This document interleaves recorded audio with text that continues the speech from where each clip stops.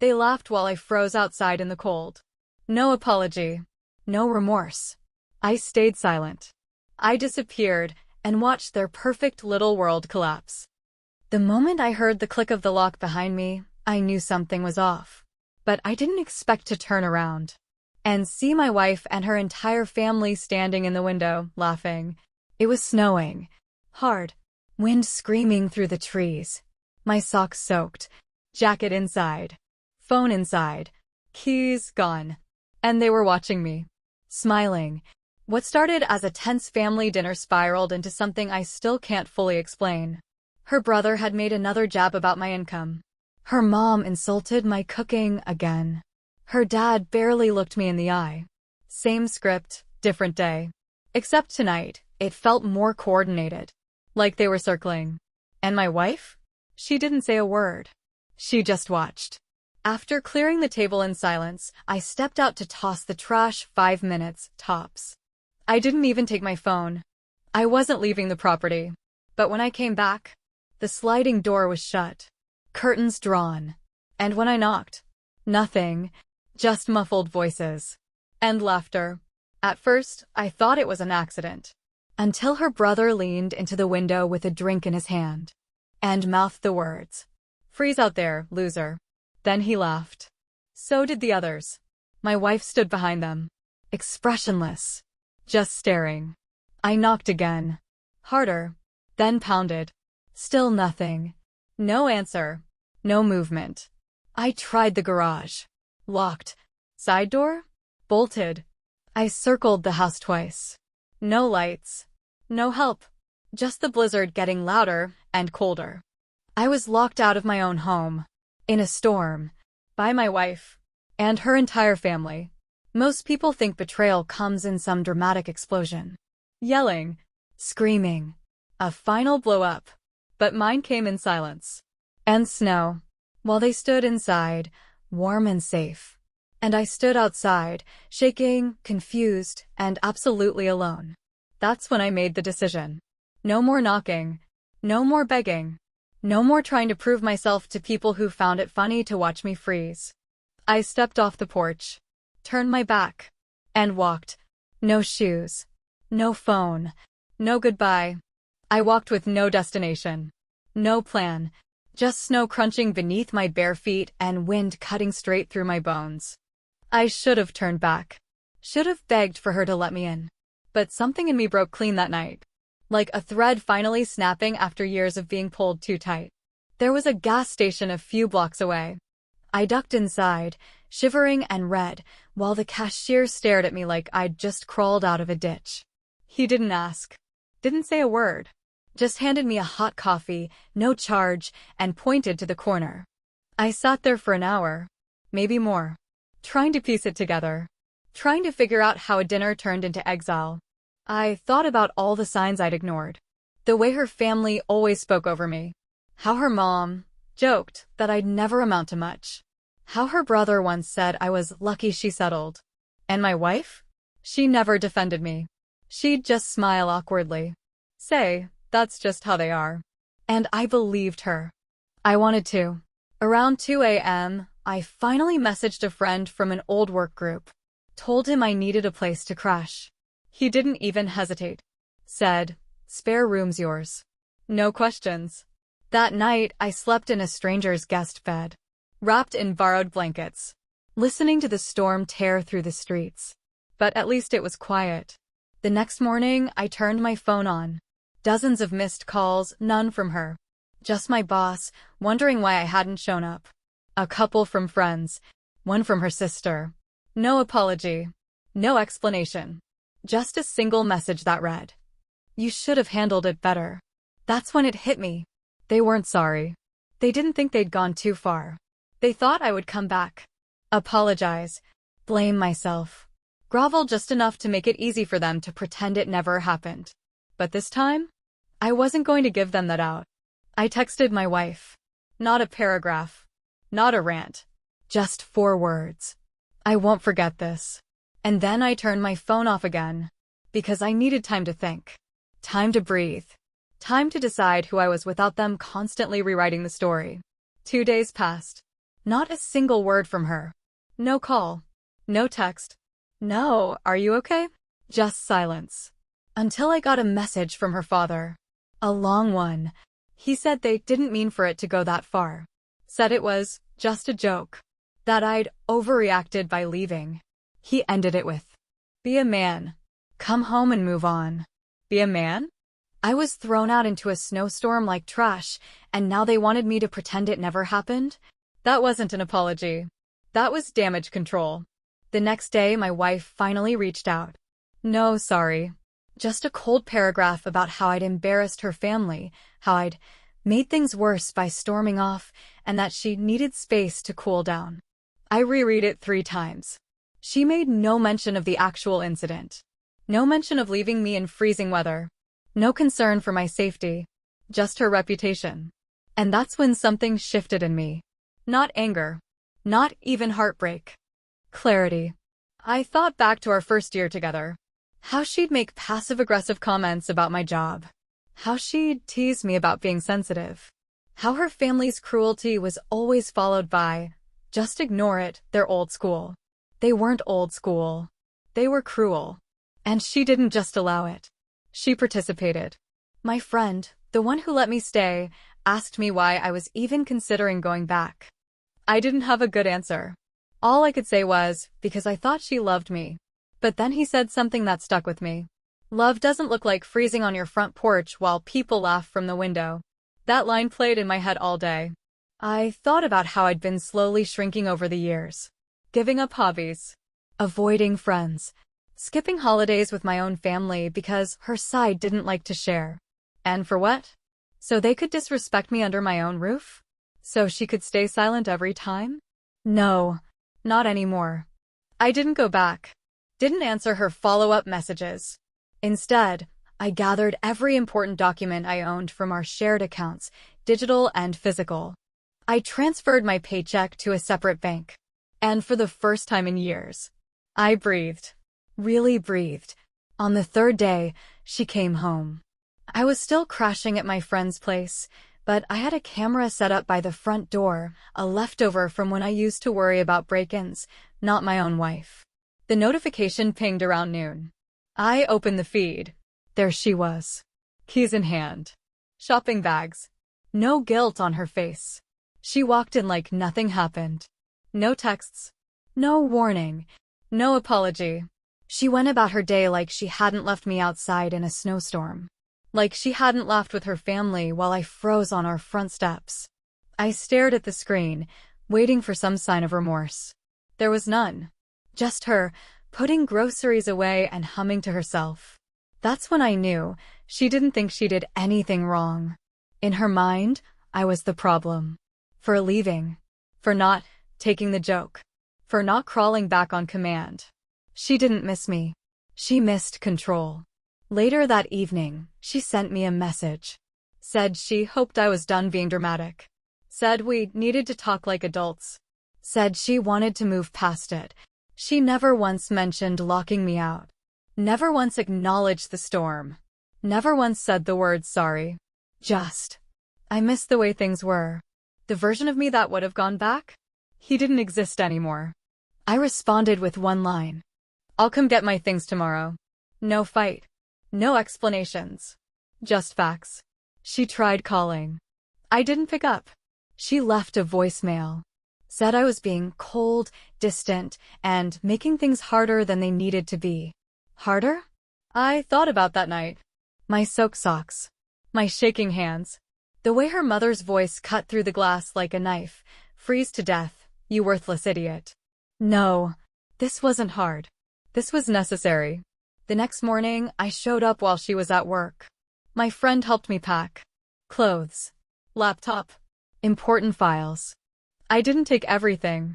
Just what I came into that house with and what I'd need to start over. The rest? She could keep it. Because I wasn't coming back. On the way out, I left a short note on the table. I didn't leave the marriage.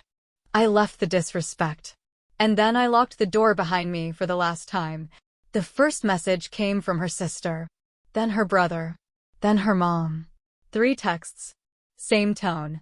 Different words, but the same message underneath. You're overreacting. Come fix this. Not one of them asked if I was okay. Not one of them mentioned the snow. Not one of them took responsibility. They just wanted it swept under the rug. Her mom said I was embarrassing the family. Her sister called me petty. Her brother said I was playing the victim. I read the texts, let them sit for a moment, then turned my phone off. I'd spent years trying to earn the approval of people who saw me as nothing more than a seat filler at their table. And for what? Later that night, my wife sent another message. This time, she tried a different angle. Said she missed me. Said she didn't know what her family was planning. That she felt awful about what happened. But I'd seen the video. I'd seen her standing there. Not frozen in shock. Not confused. Smiling. Regret is easy when the consequence shows up. Remorse is different. Remorse means change. And I didn't see any. I didn't respond. Instead, I started looking for a new place. Nothing fancy, just mine. Somewhere quiet. Somewhere no one knew my name. A clean start. A few days later, I got a letter in the mail. Handwritten. From her mom. She said I was walking away from something people would kill to have. That I was lucky they accepted me in the first place. Then, she crossed a line I didn't expect. She called my own family low class. Said they weren't good enough to be connected to theirs. That letter went straight into the trash. Because now I knew, this wasn't just about a bad night. This was about a family that never respected me. Never wanted me. They wanted someone they could mold. Control. Bend. And I was finally standing straight. That night, I slept better than I had in years. No messages. No tension. No walking on eggshells. Just peace. The kind that comes after you finally stop explaining your worth to people committed to misunderstanding you. A week passed. No more voicemails. No more please come home texts. Just silence. It was the quietest my life had ever been. But I should have known better. Because silence with her never meant peace. It meant planning. It started with a message from an old mutual friend. Someone I hadn't talked to in a while. Neutral. Respectful. Always stayed out of drama. They asked me, "Hey, what really happened between you and her?" I froze. Turns out, she'd already started telling people her version. According to her, I left in the middle of dinner. No warning. Just stormed out after a minor disagreement. She said I overreacted. That her family tried to include me, but I never fit in. She told them I abandoned the marriage. Not a word about the storm. Not a word about the door. Not a word about me being locked out in the snow. She rewrote the script, handed it out, and hoped no one asked for a second opinion. But people did. Because truth doesn't just disappear. Especially when it's been sitting in silence, waiting to be heard. That same friend followed up with another message. They said her story didn't add up. That she looked nervous when asked details. That her tone was rehearsed. Then came the words I didn't expect. If you ever want to talk, I'm here. I believe you. That message hit harder than I expected. Because I didn't realize how long it had been since someone simply said, I believe you. I didn't rant. Didn't vent. Didn't trash her. I just told the truth. What happened. How it felt. Why I left. No drama. No insults. No manipulation. Just facts. And when I finished, the friend said something that stopped me cold. That actually explains a lot. Apparently, she'd been doing this for a long time. Controlling the story. Playing victim when it suited her. Changing tone depending on the audience. I wasn't the first. Just the first to walk away. And the more people compared stories, the more they started noticing the gaps. The inconsistencies. The rewrites. The polished pity act that didn't quite hold up under real questions. She had built a perfect little narrative. But now? It was starting to crack. It started slow. One person messaged. Then another. Then 3 more. Some just asked questions. Some apologized, not for what they said, but for what they didn't. For staying quiet. For assuming. For watching her twist the story and pretending not to notice. Apparently, she'd been telling different versions to different people. To some, I was unstable. To others, cold and emotionally distant. And to a few, I left her for another woman. None of it matched. And when people started talking, they started comparing notes. That's when the cracks became fractures. One friend messaged me a screenshot of her trying to coach them on what to say if anyone asks. She told them to keep it vague. To say we just grew apart. To make sure no one mentioned the storm. She said it was too dramatic and might make her look bad. That message made its rounds. And suddenly, her allies started disappearing. She'd built her defense out of smoke and mirrors. But now the lights were on. And there was nothing left to hide behind. Then came the real shift. Her best friend, the one who used to praise her to everyone, posted something publicly. Sometimes we don't realize we're defending the villain until the mask slips. She didn't name names. She didn't have to. The comment section knew exactly who she meant. I didn't gloat. Didn't share it. Didn't say, I told you so.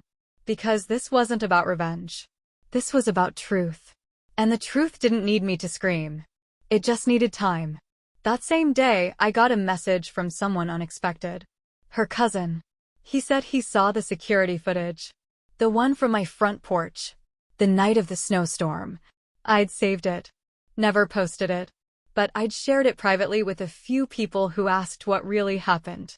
Apparently, it made its way through the family. He said, I had no idea. That wasn't okay. I'm sorry. She never expected that footage to surface. She thought I'd deleted it. Forgotten it. Buried it under guilt. But I didn't need to weaponize it. The truth spoke for itself. That night, she went silent. Deleted her posts. Turned off comments. Locked her profile. Because suddenly, she wasn't in control of the narrative. She was in the center of it. And it was unraveling fast. After that week, I barely checked my phone.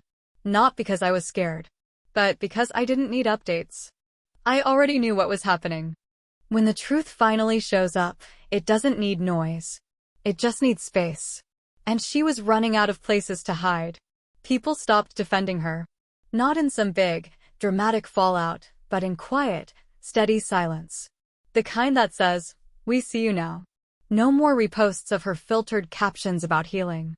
No more, love you queen, comments under selfies. No more public shows of support from her inner circle. She was still talking. But now, no one was clapping. Then came the final unraveling. Someone forwarded me a voicemail. It wasn't meant for me. She'd sent it to a mutual, trying to explain herself. You could hear the panic. The rehearsed calm cracking. The desperation masked as reflection. And then she said it. I just never thought he'd actually leave. That was the whole story right there.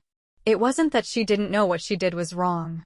It was that she didn't believe I'd ever stop tolerating it. She was counting on my silence. My guilt. My fear of blowing things up. But I didn't blow anything up. I walked. And the whole thing collapsed on its own. My friend, the one who gave me a place to stay, came home from work that day and handed me a small envelope. Inside? A spare key. He said, you've got time. No rush. Stay as long as you need. I didn't cry. But something heavy inside me did finally exhale. It wasn't just about leaving her. It was about finally learning how to stay with myself. I started going for walks again. No headphones. No phone. Just air. Space. Silence. I passed people with their dogs. Heard kids laughing in the distance. Watched the snow melt off tree branches that had carried too much weight for too long. And I realized, that was me. Still standing. Still rooted. Still here. Even after the storm. She tried to message again. A long apology this time. More poetic than real. No specifics. Just vague guilt. I didn't respond. Not out of hate. Out of peace. Because when you've built your identity around being the fixer, the moment you stop fixing is the moment you finally feel free. People kept asking me what I was going to do next. Would I tell my side publicly? Would I expose everything? Would I make her pay? But I didn't need any of that. Because here's the truth. When someone builds their entire identity on controlling others, the moment you stop playing along, their whole world shakes. I didn't destroy her. She did that all on her own. I moved out of my friend's place 2 weeks later. Found a small one-bedroom on the edge of town. No shared walls. No shared closets. No shared silence that felt like punishment. Just mine.